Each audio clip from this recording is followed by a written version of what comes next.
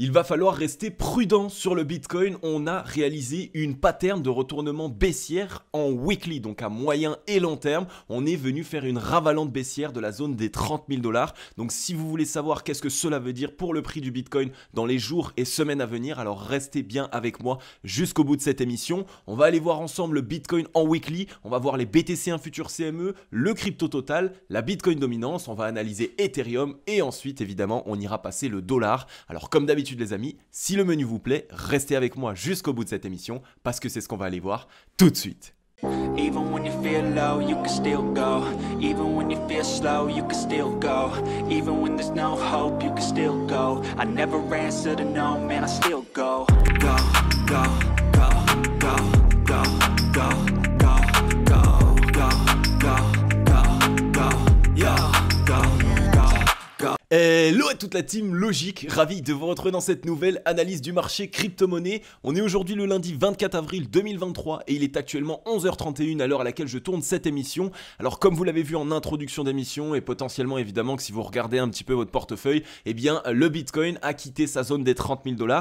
Et en plus de ça, comme vous le savez, on est lundi et qui dit lundi dit émission weekly. Donc de cette manière, on va aller voir ensemble la clôture weekly qui a eu lieu et vous allez voir que malheureusement, elle n'est vraiment pas très bonne. On a assisté à une pattern de retournement baissière qu'on appelle une ravalante baissière. Je vais vous montrer tout ça, donc restez bien avec moi jusqu'au bout de cette émission. Alors on a un Bitcoin du coup sur la journée ici d'un point de vue global avec un retracement de 1,1%. Les altcoins qui sont, j'ai envie de dire, majoritairement plus exposés en ce moment. Il est vrai qu'on voit que la Bitcoin dominance permet au Bitcoin de rester toujours plus fort que les altcoins. Ethereum avec moins 1,5%. On voit Matic qui corrige de 3,3%. Avax avec moins 2,7%. On a un Solana qui corrige de moins 3,2%, ADA Cardano avec moins 2,2% et XRP qui lui se montre quand même assez fort avec seulement moins 1,2%. Donc comme vous le voyez sur ce point de vue global aujourd'hui, une journée qui commence plutôt dans le rouge, une ravalante baissière en weekly, je pense que beaucoup d'investisseurs ont eu peur. Maintenant on va aller directement voir ensemble qu'est-ce qu'il se passe sur le Bitcoin à court terme, mais aussi et surtout évidemment à moyen et long terme puisque c'est évidemment lundi et cette émission weekly vous permet de comprendre qu'est-ce qu'il se passe sur le Bitcoin ainsi que sur le marché crypto-monnaie pour les jours, semaines et même peut-être mois à venir. Donc on va aller voir ça directement. Juste avant ça les amis, comme vous le savez, j'ai lancé un groupe Telegram qui est totalement gratuit. Dans ce groupe Telegram, je suis moi-même présent et on peut discuter ensemble. Et ça me fait vraiment extrêmement plaisir de pouvoir échanger avec vous au quotidien. Je suis présent 24 heures sur 24 et vous pouvez nous rejoindre totalement gratuitement. Le lien est dans la description. Il est aussi en commentaire épinglé. Rejoignez-nous. On est déjà plus de 864 membres, 864 personnes qui sont motivés et déterminés à mieux comprendre ce qu'il se passe sur le marché crypto-monnaie et à faire en sorte évidemment bien de pouvoir anticiper les différents mouvements pour réaliser un maximum de profit. Donc n'hésitez pas les amis, je vous partage un maximum d'analyses techniques, je vous partage tous les matins ma vision du marché crypto-monnaie à court, moyen et long terme. Je vous dis potentiellement qu'est-ce que je pense que pourrait faire le marché. Est-ce qu'on risque de partir à la hausse? Est-ce qu'on risque de consolider? Et je vous explique évidemment, je vous donne des explications de pourquoi est-ce que je pense tout ça. Donc n'hésitez pas, c'est vraiment un énorme plus, c'est tout à fait gratuit et en plus de ça, vous allez pouvoir rejoindre une communauté de plus de 864 personnes qui, comme vous, sont déterminées à mieux comprendre le marché crypto-monnaie et à faire en sorte de pouvoir avoir un investissement intelligent, autonome et surtout rentable. Donc n'hésitez pas vraiment les amis, je vous attends. Le groupe est tout à fait gratuit, vous pouvez nous rejoindre en un clic directement avec le lien dans la description. On peut passer tout de suite maintenant du coup sur le Scalpex Index, on y voit un Crypto Fear and Greed dans la neutralité 53. Donc comme vous le voyez, ça va très vite. La psychologie du marché, on était quasiment dans l'extrême joie, il y a de ça peut-être 4 jours, 5 jours, quelque chose comme ça et maintenant on est déjà de nouveau de retour dans la neutralité. Qu'est-ce que ça veut dire? Eh bien la neutralité, ça veut dire que 50% du marché pense qu'on va partir plus haut, 50% du marché pense qu'on va partir plus bas. Donc attention, on est actuellement sur une zone sur laquelle les whales, donc la smart money, vont retester la demande. Quand on est sur un 50-50, on a la nécessité de retester la demande. Et donc qu'est-ce que ça veut dire de retester la demande? Ça veut dire que les whales, eh bien elles vont chercher à mettre en place certains mouvements afin de voir si les vendeurs sont actuellement plus fous que les acheteurs ou si l'inverse évidemment, si les acheteurs sont plus fous que les vendeurs. Quand on dit plus fous, qu'est-ce que c'est? Ça veut dire qu'ils ouvrent plus de de positions et potentiellement même à levier, et donc on a des liquidités à aller chercher. Donc si le prix est ici, eh bien quand on vient tester la demande, imaginons on se met en consolidation, on va avoir des longues et des shorts qui vont s'ouvrir. Et donc ça va permettre tout simplement, ici on va avoir des zones de liquidation longue et au-dessus on va avoir des zones de liquidation short. Et donc évidemment s'il y a plus de liquidation à aller chercher du côté des shorts, alors on va aller les chercher. Et si à l'inverse il y a eu plus de longues qui se sont ouvertes, alors on va aller chercher les liquidités longues. Tout simplement. Donc voilà, je voulais simplement vous expliquer ça pour que vous compreniez qu'est-ce que ça veut dire un retest de la demande. Ça veut simplement dire qu'on va laisser le prix réaliser certains mouvements afin de voir si ce sont les acheteurs ou les vendeurs qui commencent à ouvrir plus de positions que les autres, et donc là où on peut aller chercher des liquidités. Un social index sur Up, un market order flow en recherche neutre ce matin. Alors comme on peut aller voir ici, on voit que le marché est venu réaliser exactement ce qu'on avait vu ensemble. On est venu casser du coup cette trend là qui nous maintenait à la hausse initialement du 17 mars 2023 jusqu'au 20 mars 2023, puisque suite à ça on a eu la cassure. On a du coup réintégré le range. Là aussi attention, je vous en avais parlé, c'est un très mauvais signe sur le Bitcoin de venir ici trouver une consolidation très longue. On avait eu 3 semaines de consolidation, on vient partir à la hausse et finalement on réintègre. Ça c'est un très mauvais signe. En plus de ça, on est toujours ici dans une très mauvaise disposition puisqu'on n'a que des M-top qui continuent de se mettre en place. Donc la dynamique actuellement à court terme est toujours baissière. Donc vraiment prudence, et surtout vous allez voir avec moi que les whales vont potentiellement essayer de vous faire rentrer dans le train, vont potentiellement essayer de vous faire FOMO, et c'est exactement ce que vous ne voulez pas faire. Donc je vais vous expliquer concrètement qu'est-ce que la smart money pourrait faire, et personnellement si je faisais partie des whales, qu'est-ce que je réaliserais. Et bien comme on le voit, on est revenu chasser ici une première grosse poche de liquidité longue. C'est une très bonne chose. On est revenu du coup chercher ici les 27 222, donc ici tout ce qui s'était passé sous cette mèche précédente, mais on n'est pas encore revenu chercher toutes les poches de liquidité puisque comme vous le savez on a encore celle-ci et même par la suite si jamais évidemment on en a encore une ici. Donc que pourraient faire les whales? Eh bien j'ai envie de dire, les whales elles pourraient ici faire en sorte de trouver ici un rebond à court terme, hein, évidemment on est en 4 heures je vous rappelle. Donc aujourd'hui lundi on trouve un rebond ici, tout le monde voit un double bottom, tout le monde se dit c'est le moment, vite le Bitcoin va repartir, c'était ici qu'il fallait re-rentrer, ça y est on va repartir chercher 35-40 000 $. Et en fait on fait ce W, on revient tester la résistance ici des 28 792, on reteste même la trend ici qu'on a cassé à la baisse pour rappel, et donc on reteste ces deux zones en tant que résistance et par la suite on se fait rejeter. Et là, ici, on aura piégé encore une fois un maximum d'acheteurs sur ce rebond en petit W 4 heures, là où tout le monde se dirait ok c'est le moment, go go go, il faut rentrer en position, et boum, finalement on revient chercher ces liquidités. Donc je pense concrètement qu'à court terme c'est ce qu'il pourrait être fait. Je vous rappelle qu'on est lundi, et le lundi c'est une des journées les plus importantes pour le marché, tout simplement parce que le lundi c'est le moment où on essaye de créer une fausse décision pour les investisseurs. Donc généralement le premier mouvement qu'on réalise un lundi est un mouvement, j'ai envie de dire, contraire. Ça veut dire que si ici on trouve un rebond et qu'on voit un lundi dans le vert, alors potentiellement que la fin de la semaine risque d'être dans le rouge, étant donné bien tout simplement qu'on est lundi. Donc tout le monde se dit ok, qu'est-ce qui se passe aujourd'hui sur le marché crypto? Ah, on est dans le vert, vite c'est le moment, il faut acheter, on va avoir toute une semaine dans le vert, et finalement absolument pas. Donc vraiment ça c'est quelque chose, c'est une notion dont vous devez vraiment absolument avoir conscience. Le lundi est une journée extrêmement importante et le premier mouvement du lundi l'est d'autant plus. Donc on reviendrait avec ce rebond, ça nous permettrait de nouveau d'accumuler évidemment des liquidités longues, excusez-moi, donc tout simplement ici, hein, tout ça tout en dessous de cette zone, et donc on revient chercher directement cette zone de résistance. Ça nous permet là de retester des zones en tant que résistance, la réintégration du range, et ensuite on viendrait de nouveau casser et on reviendrait chercher toutes ces liquidités plus les liquidités longues qui sont rentrées sur ce petit W. Donc ce serait vraiment, j'ai envie de dire, le mouvement parfait pour les whales pour récupérer des liquidités short ici et ensuite directement aller à nouveau récupérer des liquidités longues. Donc de toute façon, on va de toute façon revenir tester ce niveau de support ici des 26 561 puisqu'on a encore des liquidités à aller chercher, puisqu'on a réintégré le range par la même occasion. Donc cette zone jouera une zone de support. Quand le prix reviendra dessus, il faudra qu'on surveille. Est-ce qu'on trouve rebond dessus et on repart? Et donc là, ça pourra peut-être être bullish. Et ou à l'inverse, évidemment, est-ce qu'on le casse à la baisse, reteste et ensuite on vient s'attaquer aux nouvelles liquidités qui sont ici par exemple aux 23 982 $, puisqu'on en a une poche ici. Et après, on a ici encore une petite poche de liquidité, évidemment, aux 19 628 $. Pour l'instant, on n'y est pas encore, mais il faudra qu'on voit par la suite si, évidemment, le marché a la nécessité d'aller chercher cette zone. Donc vraiment, restez prudent sur cette journée et sur toute cette semaine. On a actuellement pas mal de dispositions qui sont baissières. Donc même si à court terme, on trouve un rebond, même s'il est rapide et même si vous avez l'impression que du coup, vous ratez le train, non. Dites-vous que vous êtes potentiellement juste ici en train d'être intelligent et de ne pas vous faire piégé. On va passer juste maintenant sur les liquidations. Comme vous le savez, dès qu'on a des mouvements assez importants, que ce soit des longues ou des shorts, on vient chercher les liquidations, tout simplement parce que ça nous permet à nous de savoir si oui ou non les whales, donc la smart money, ont réalisé leur objectif et donc si on peut trouver un rebond à court terme. Alors comme on le voit, eh bien ici on était revenu chercher des derniers pics de liquidation short le 14 et 15 avril, donc c'était ici, alors attendez que je regarde, ok, c'était ici donc sur la cassure évidemment de cette zone de résistance, on est venu chercher les derniers petites pics de liquidation short qu'on pouvait avoir, donc c'est toutes les personnes qui s'étaient positionnées tout simplement short et qui avaient leurs liquidations qui sont montées au-dessus du range, donc ça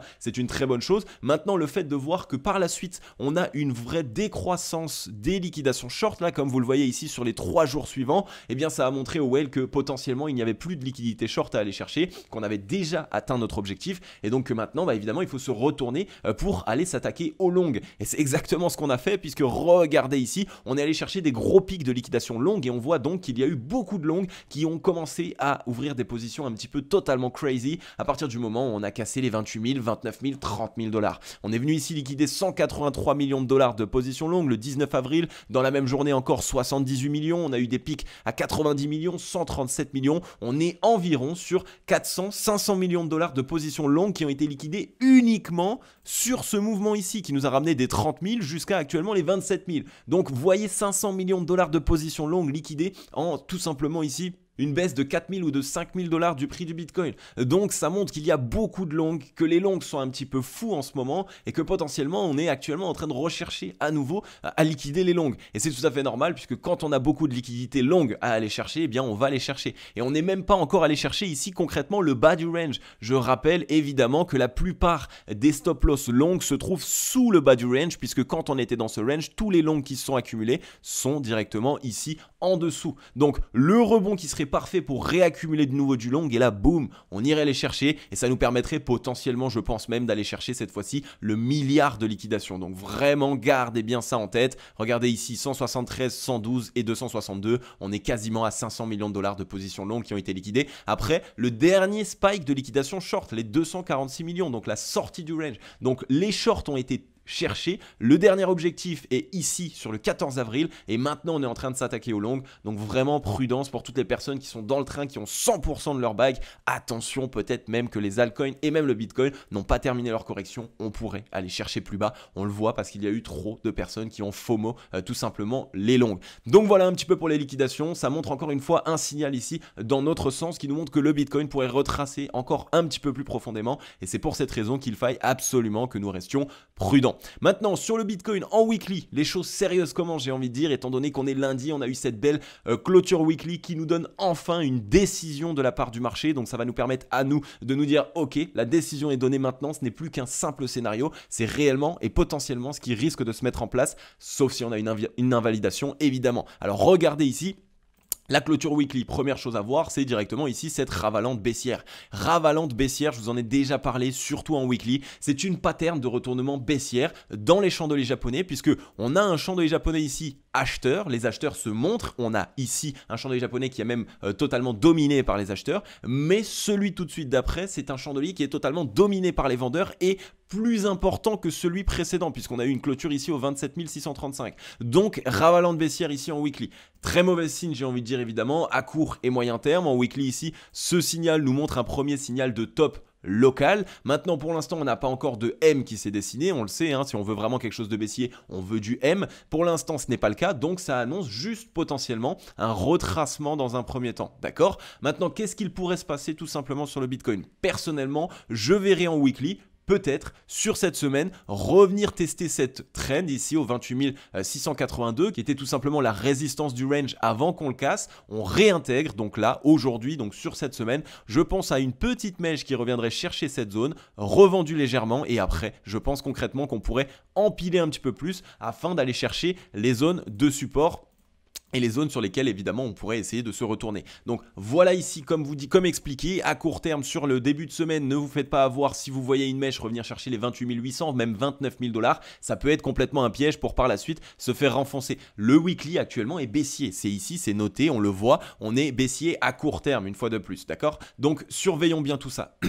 Maintenant on va voir directement quelle zone est-ce que on pourrait toucher si on vient à retracer. Eh bien on a d'abord les 0,382 de Fibonacci aux 25 094 $. C'est ce qu'on appelle la première zone d'arrêt. C'est la première zone sur laquelle lorsque on revient, généralement les acheteurs essayent de défendre la zone. Donc généralement on assiste à une première réaction du prix. Ça ne veut pas forcément dire un rebond, mais ça veut dire une première réaction. Les acheteurs essayent de défendre la zone. Et ensuite on a du coup cette zone de support qui concorde avec les 0,382, les 24 401 ici jusqu'au 25 211 qui était précédemment ici la zone de résistance comme vous le voyez. Donc on avait eu ici cette pattern, ce W qui s'est mis en place, on a bien réussi à casser cette zone. Donc c'était une zone de résistance clé, une zone pivot. Vous le savez aussi, quand on casse une zone pivot, le marché a la nécessité de revenir le tester pour évidemment nous assurer d'un mouvement sain. Donc on pourrait revenir déjà dans un premier temps chercher ces 24 000, 25 000 $. Donc là ça serait une première zone. Pour les personnes qui DCA, ça pourrait être une première zone ici dans laquelle on ouvre une partie tout simplement des positions qu'on voulait ouvrir et ça nous offrirait un beau retracement puisque depuis le top sur le Bitcoin, ça nous ferait 20% de baisse, là où sur les altcoins, ça ferait 35, peut-être même 40% de baisse. Donc on aurait déjà un bien meilleur point d'entrée. Donc félicitations à toutes les personnes qui n'ont pas FOMO quand je vous disais de faire très attention lorsqu'on était ici entre les 28 et les 30 000 $.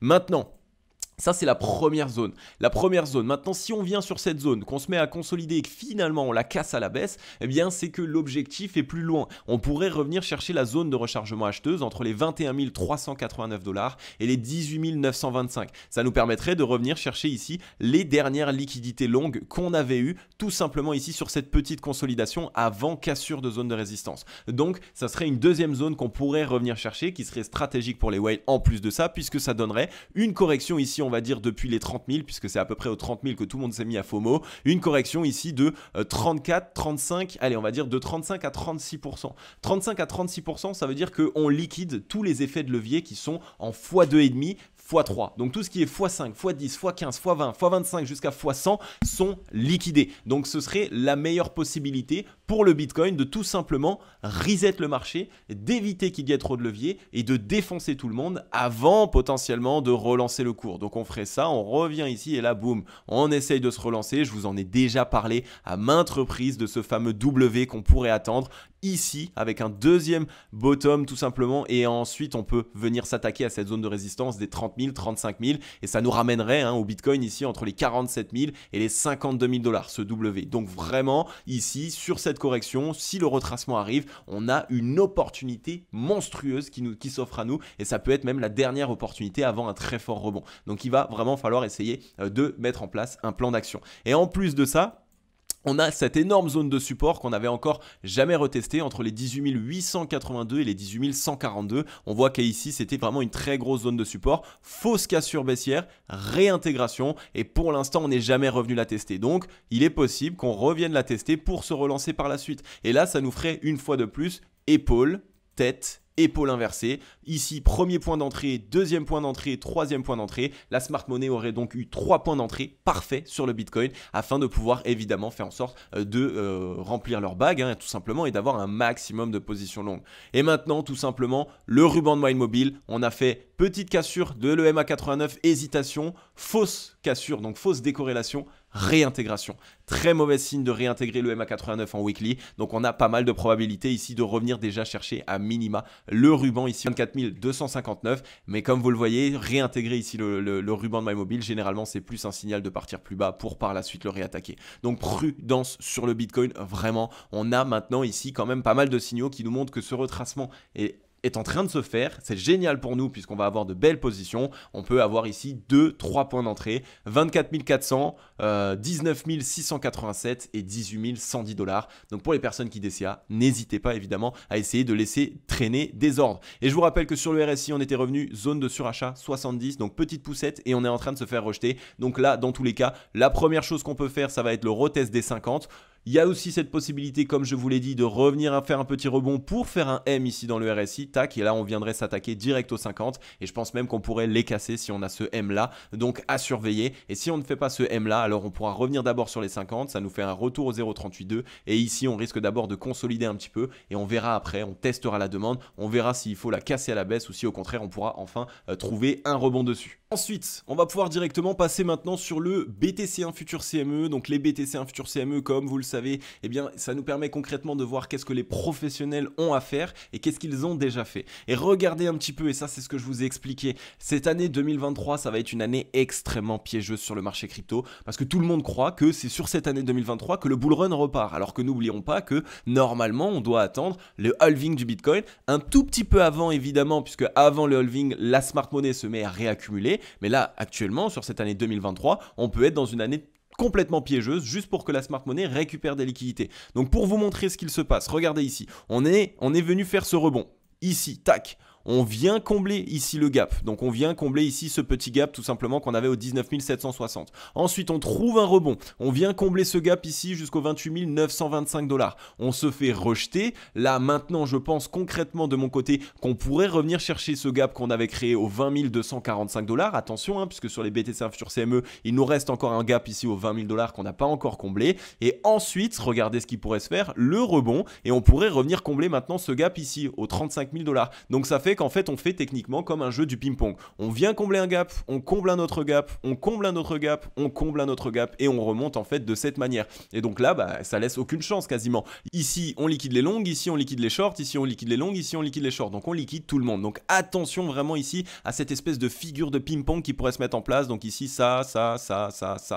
Donc vraiment prudence par rapport au gap. On a cette épée de Damoclès au-dessus de la tête, c'est 20 000 $ de gap qu'on n'a pas encore retesté. Donc vraiment prudence du côté des BTC1 Futur CME et on vient de combler ici le gap des 28 850. Donc on comble le gap, on arrive dans une résistance et on vient mettre en place ici une ravalante baissière. Autant vous dire que c'est pas ici un signal qui est bullish. On pourrait vraiment ici déjà revenir 0,382, ça je vous l'ai dit tout à l'heure, mais le gap des 20 000 $, c'est encore une possibilité.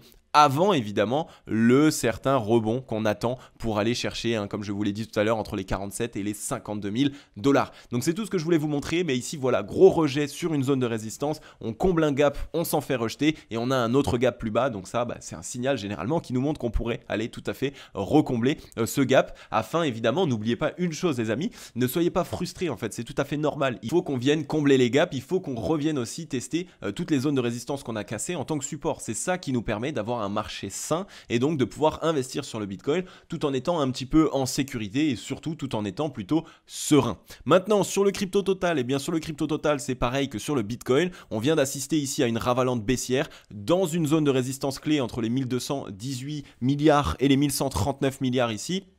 On voit que là pareil, on était revenu non loin des 70, on est en train de se faire rejeter. Attention ici sur le crypto total, il se peut qu'on revienne tester tout simplement les 50 de RSI et après de voir ce qu'il se passe. On pourrait avoir un certain rebond parce que la Bitcoin dominance est venue chercher son haut de range et donc elle pourrait corriger légèrement. Donc ça va être à surveiller, il va vraiment falloir qu'on reste prudent. Mais comme on le voit ici, hésitation, fausse cassure haussière, réintégration directe de cette zone de résistance. Donc là pareil, première zone qu'on pourrait revenir chercher les 0,382, donc environ les 1050 milliards jusqu'aux 1000 milliards, puisque les 1000 milliards vous le savez c'est un point pivot pour la capitalisation du marché crypto. Et si jamais on veut vraiment liquider, on peut revenir chercher ici zone de rechargement acheteuse entre les 837 milliards et les 930 milliards. Ce qui donnerait une correction pour les personnes qui veulent un petit peu savoir, ça donnerait une correction ici depuis le top de 30 à 32%. Donc là pareil, on liquiderait toutes les personnes qui sont en effet de levier x3, x5, 10, 15, 20 jusqu'à x100 une fois de plus. Ça permettrait de liquider un maximum de long. Donc là pareil, prudence sur vos altcoins, on a une correction qui peut être plus appuyée qui pourrait arriver encore une fois sur le marché crypto et ça pourrait à nous techniquement nous offrir de très très belles opportunités d'entrée sur le marché crypto et ça c'est juste génial puisque on a été patient, on a été des investisseurs intelligents, on n'a pas FOMO sur les 30 000 et on voit que là où on fait cette fausse cassure, tout le monde a été piégé puisque maintenant cette ravalante baissière est venue directement piéger tous les longs qui sont rentrés entre les 28 000 et les 30 000 $. Donc là pareil, on est en train de se prendre une ravalante baissière dans une zone de résistance clé, donc vraiment prudence Restons évidemment tout simplement aux aguets par rapport à cette disposition. Sur la Bitcoin dominance, très simple ce qu'il se passe ici en weekly, hein. Regardez ici, on est venu faire une petite mèche, revenu chercher la borne haute du range au 48,62%. On l'a fait ici, on l'a fait ici, ici, et on s'est toujours fait rejeter pour l'instant. Donc surveillons ce qu'il se passe. Dans un premier temps, je pense qu'on va peut-être consolider et venir corriger un petit peu. On va chercher les 0,382, peut-être même un petit peu plus bas. Il faudra vraiment qu'on regarde ce qu'il se passe. Si ici on fait quelque chose comme ça, retracement, et là on repart, alors là ça risque de changer, comme je vous l'ai déjà expliqué, toutes les règles du marché crypto qu'on a pu connaître sur ces dernières années, puisque le Bitcoin reviendrait avec plus de 50% de dominance, et donc ça changerait tout à fait tout le marché. Et c'est quelque chose qui est faisable, parce que comme je vous l'ai expliqué, il y a eu beaucoup de problèmes sur le marché crypto, des altcoins, des projets qui sont tombés à zéro. Donc la plupart des investisseurs sont frileux et se disent ok, bon, je vais pas aller m'atteler aux altcoins, j'ai pas envie de perdre trop d'argent, mais je vais m'atteler tout simplement au Bitcoin parce que c'est le plus fort et parce que c'est fondamentaux, on les connaît, on sait exactement qu'est-ce que le Bitcoin, pourquoi est-ce qu'il existe et pourquoi il prend de la valeur. Donc les personnes qui croient en ces fondamentaux, eh bien viennent directement sur le Bitcoin.